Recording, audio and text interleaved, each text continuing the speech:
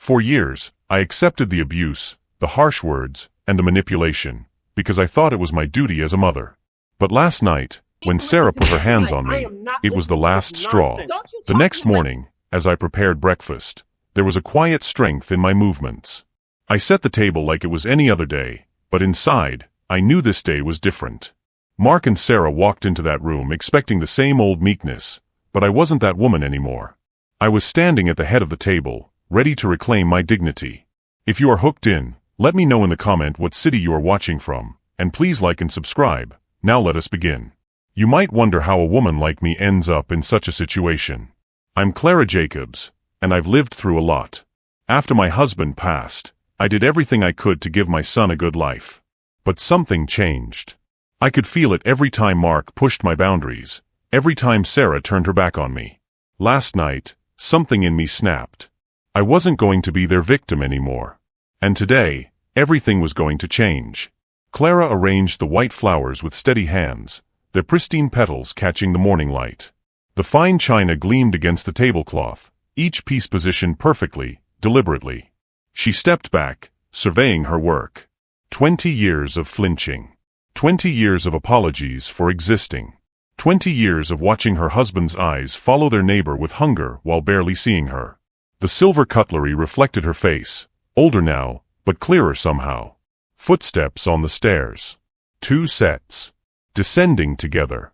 Clara smoothed her apron and smiled. Let them come. The doorbell's chime cut through the silence like a church bell on Sunday morning. Helen stood on the porch, silver hair pulled back, eyes sharp as they'd been in every courtroom she'd ever commanded. She carried no briefcase today, just a worn leather Bible and 30 years of knowing when a woman had finally had enough.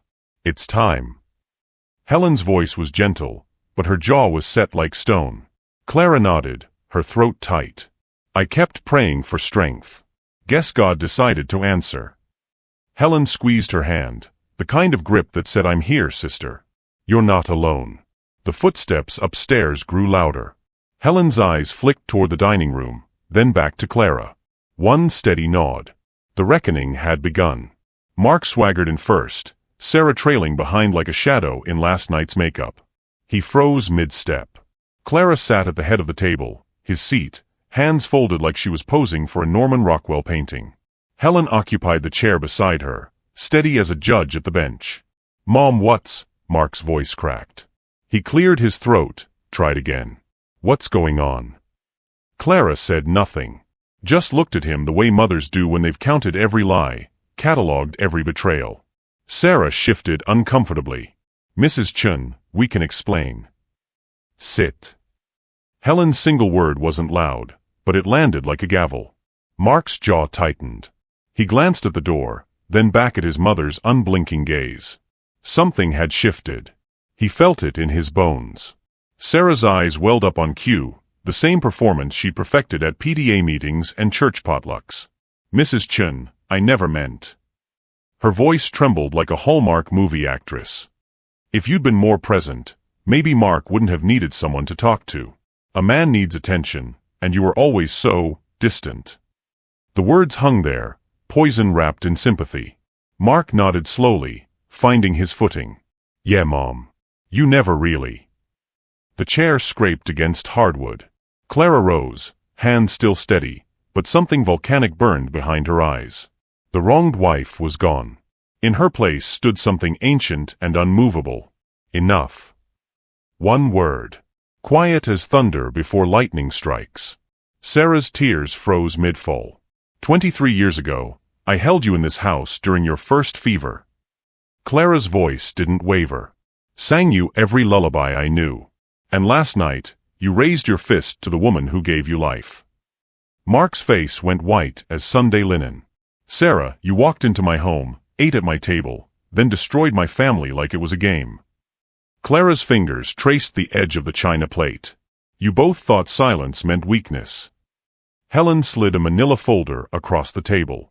Police reports. Photos. Timestamps. Sheriff Morrison's been a friend for 30 years, Clara continued, her words sharp as broken glass. He's 5 minutes away. Mark lunged forward. You wouldn't. Sirens wailed in the distance, growing closer. The doorbell rang at exactly 8 a.m., sharp, deliberate, final. Sheriff Morrison filled the doorframe like an old oak tree, badge catching the morning sun. Behind him, Deputy Collins, notepad already open. "Morning, Clara." Morrison's voice was Texas gentle but iron firm. "Helen." Mark shot to his feet. "This is ridiculous. You can't just." "Sit down, son." Morrison's hand rested on his belt. Not threatening, just there. "We've got statements. Photos from last night. Your neighbor, Mrs. Patterson, heard everything through the walls. Called it in herself." Sarah's mascara-streaked face went pale as milk. "Assault. Domestic violence. Trespassing." Collins read from his notes like a grocery list. Mark's swagger dissolved into something small and desperate. "Mom, please."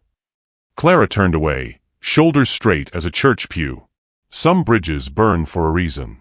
The handcuffs clicked shut with the finality of a closing casket. "You're really doing this?"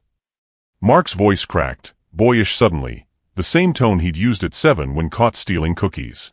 "I'm your son." Clara met his eyes. "And I was your mother." Past tense earned.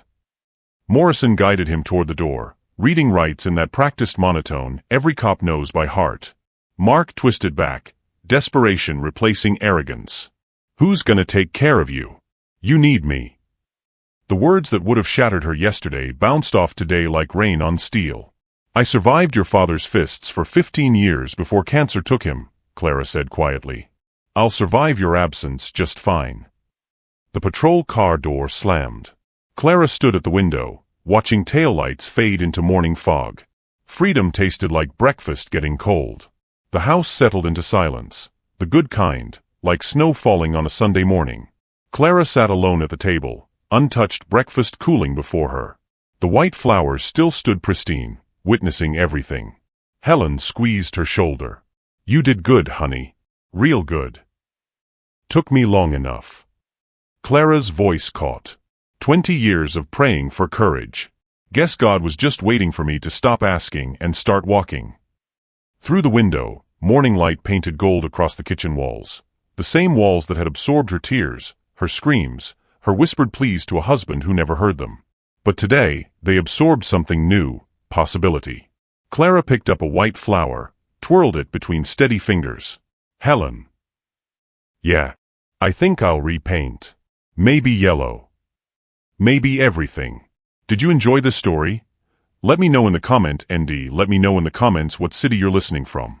And if you enjoyed my story, please leave a like on the video so I can keep bringing more stories like this. Thank you for your kindness.